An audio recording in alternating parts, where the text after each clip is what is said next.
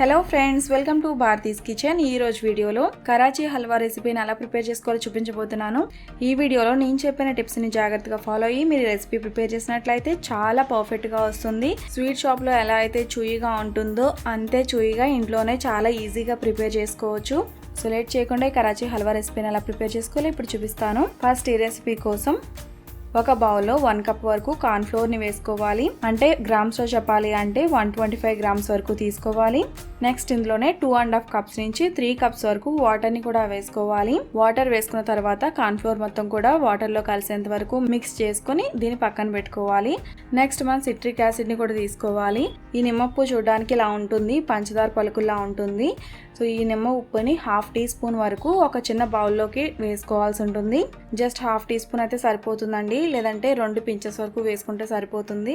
Next ఇందులోనే కొద్దిగా నీళ్ళని కూడా వేసుకుని అంటే 1 or 2 టేబుల్ స్పూన్స్ వరకు వాటర్ ని వేసుకుని పక్కన పెట్టేసుకోవాలి. ఇది ఆటోమేటిక్ గా మెల్ట్ అయిపోతుందండి, మెల్ట్ చేయాల్సిన అవసరం లేదు. నెక్స్ట్ ఒక స్క్వేర్ బౌల్ ని తీసుకోవాలి. ఈ బౌల్ కి ఆయిల్ తో గానీ లేదంటే నెయ్యితో గానీ గ్రీస్ చేసుకోవాల్సి ఉంటుంది. ఇలా గ్రీస్ చేసుకున్న తర్వాత బటర్ పేపర్ ని కూడా ప్లేస్ చేసుకుని మళ్ళీ కొద్దిగా ఆయిల్ ని వేసుకుని గ్రీస్ చేసుకోవాలి. సైడ్స్ ని కూడా ఆయిల్ ని అప్లై చేసుకోవాలి. మౌల్ ని ఇలా గ్రీస్ చేసుకున్న తర్వాత ఈ మౌల్ ని పక్కన పెట్టుకుందాము. నెక్స్ట్ ఒక ప్యాన్ లో 2 కప్స్ వరకు పంచదారని వేసుకోవాలి. నెక్స్ట్ ఇందులోనే 1/2 కప్ వరకు వాటర్ ని వేసుకోవాలి. సో ఇలా వాటర్ వేసుకున్న తర్వాత మీడియం ఫ్లేమ్ లో కుక్ చేసుకోవాల్సి ఉంటుంది. పాకం రావాల్సిన అవసరం లేదండి, జస్ట్ పంచదార కరిగితే సరిపోతుంది. సో పంచదార ఇలా కరిగిపెట్టుకున్న తర్వాత నెక్స్ట్ ఇందులో ఆల్రెడీ మనం మిక్స్ చేసి పెట్టుకున్న కార్న్ ఫ్లోర్ వాటర్ ని ఒకసారి మళ్ళీ మిక్స్ చేసుకుని వేసుకోవాలి. కార్న్ ఫ్లోర్ కలిపిన నీళ్లు వేసుకునేటప్పుడు ఒకసారి మిక్స్ చేసుకుని వేసుకోండి, లేదంటే కార్న్ ఫ్లోర్ అడుక్కు వెళ్ళిపోతుంది. కార్న్ ఫ్లోర్ వేసిన తర్వాత మీడియం ఫ్లేమ్ లో టర్న్ చేసుకుని ఇలా మిక్స్ చేసుకుంటూ కుక్ చేసుకోవాల్సి ఉంటుంది. కార్న్ ఫ్లోర్ వేసిన తర్వాత కంటిన్యూస్ గా ఇలా మిక్స్ చేస్తూనే ఉండాలి. ఈ కన్సిస్టెన్సీ వచ్చిన తర్వాత ఇందులో కొద్దిగా నెయ్యిని వేసుకోవాలి. ఈ రెసిపీకి నేను తీసుకున్న కొలతలకి 1/3 కప్ వరకు నెయ్యి అవసరం అవుతుందండి. అంటే 80 గ్రామ్స్ వరకు నెయ్యి అనేది అవసరం అవుతుంది. నెయ్యి అనేది ఒకసారి వేయకుండా ఇలా కొద్దిగా వేసుకుంటూ ఉండాలి. నెయ్యి వేసిన తర్వాత ఈ మిశ్రమంలో నెయ్యి కలిసేంత వరకు మిక్స్ చేసుకుంటూ ఉండాలి. మీడియం ఫ్లేమ్ లో ఇలా మిక్స్ చేసుకుంటూ అప్పుడప్పుడు కొద్దిగా నెయ్యిని వేసుకుంటూ ఇలా కుక్ చేసుకోవాల్సి ఉంటుంది. ఈ రెసిపీ పూర్తిగా కంప్లీట్ అవడానికి కనీసం 45 మినిట్స్ నుంచి 1 అవర్ వరకు టైం పడుతుంది. నెయ్యి మిశ్రమంలో పూర్తిగా కలిసిపోయిన తర్వాత నెక్స్ట్ ఇందులో ఆల్రెడీ మనం మిక్స్ చేసి పెట్టుకున్న సిట్రిక్ యాసిడ్ వాటర్ ని కూడా వేసుకుని 1/2 టీ స్పూన్ యాలకుల పొడి అలానే ఫుడ్ కలర్ ని కూడా యాడ్ చేసుకోవాలి. ఇక్కడ నేను ఎల్లో ఫుడ్ కలర్ ని యూజ్ చేస్తున్నాను. ఇందులో మీరు ఎల్లో గానీ ఆరెంజ్ గానీ కేసర్ గానీ రెడ్ కానీ గ్రీన్ కానీ ఇలా మీకు నచ్చిన కలర్ ని యూజ్ చేసుకోవచ్చు. సో ఇంగ్రీడియంట్స్ అని ఇలా వేసుకున్న తర్వాత ఇలా మిక్స్ చేసుకుంటూ మీడియం ఫ్లేమ్ లో కుక్ చేసుకోవాలి. మధ్యలో 2 స్పూన్స్ వరకు నెయ్యిని వేసుకుని ఇలా కుక్ చేసుకుంటూ ఉండాలి. ఒక 30 నిమిషాల నుంచి 40 నిమిషాల పాటు ఇలా కుక్ చేసుకున్నట్లయితే మీకు చూడడానికి ఇలా ఉంటుంది. మనం తీసుకున్న కొలతలకి కరెక్ట్ గా 1/3 కప్ వరకు నెయ్యి అయితే కరెక్ట్ గా సరిపోతుంది. సో కన్సిస్టెన్సీ ఇలా వచ్చిన తర్వాత ఇక్కడ నుంచి మీడియం టు హై ఫ్లేమ్ లో కుక్ చేసుకోవాల్సి ఉంటుంది. నెక్స్ట్ ఈ కన్సిస్టెన్సీ వచ్చిన తర్వాత ఈ టైంలో మీకు కావాలి అంటే డ్రై ఫ్రూట్స్ ని కూడా యాడ్ చేసుకోవచ్చు. నెక్స్ట్ 45 నుంచి 50 మినిట్స్ పాటు ఇలా కుక్ చేసుకున్న తర్వాత మీకు చూడడానికి ఇలా ఉంటుంది. కన్సిస్టెన్సీ చూడడానికి ఇలా ఉంటుంది.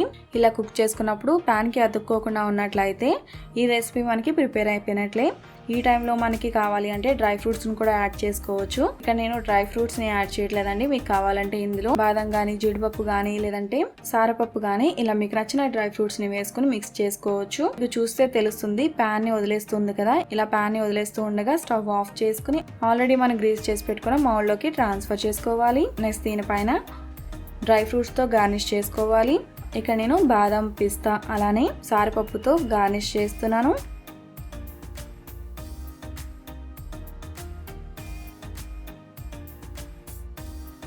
డ్రై ఫ్రూట్స్ అని వేసుకున్న తర్వాత స్పాచులాతో కానీ లేదంటే గిన్నెతో కానీ ఇలా డ్రై ఫ్రూట్స్ ని ఇలా అడ్జస్ట్ చేసుకోవాలి.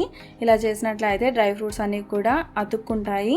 ఇది పూర్తిగా చల్లారేంత వరకు కూడా పక్కన పెట్టేసుకోవాలి. కనీసం 2-3 గంటల పాటు పక్కన పెట్టేసుకోండి. నెక్స్ట్ 2-3 గంటల తర్వాత డిమోల్డ్ చేసుకుని స్క్వేర్ షేప్ లో కట్ చేసుకోవాలి. ఈ వీడియోలో నేను చూపించిన కొలతలతో నేను చెప్పిన టిప్స్ ని ఫాలో అయ్యి రెసిపీ మీరు ప్రిపేర్ చేసినట్లయితే సేమ్ స్వీట్ షాప్ స్టైల్లో ఈ హల్వా అనేది ఇంట్లోనే చాలా ఈజీగా ప్రిపేర్ చేసుకోవచ్చు. టేస్ట్ అయితే ఏమాత్రం డిఫరెన్స్ ఉండదు. చాలా చూయిగా చాలా బాగుంటుంది. ఇది మీరు స్టోర్ చేసుకోవాలి అంటే ప్లాస్టిక్ వ్రాప్ ఉంటుంది కదా, దాంతో మీరు ఈ పీసెస్ ని కవర్ చేసేసుకుని స్టోర్ చేసుకున్నట్లయితే 10 to 15 డేస్ వరకు ఈజీగా స్టోర్ ఉంటాయి.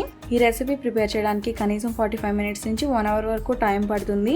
ఈ రెసిపీ చూయిగా రావాలి అంటే కంపల్సరీ ప్రాసెస్ చేయాల్సి ఉంటుంది. లేదంటే చూయిగా అవసరం లేదు, నార్మల్ గా ప్రిపేర్ చేసుకోవాలి అంటే చాలా ఈజీగా తక్కువ టైంలో కూడా ప్రిపేర్ చేసుకోవచ్చు. బట్ తక్కువ టైంలో ప్రిపేర్ చేసుకునేది చూయిగా రాదనమాట, నార్మల్ గా ఉంటుంది.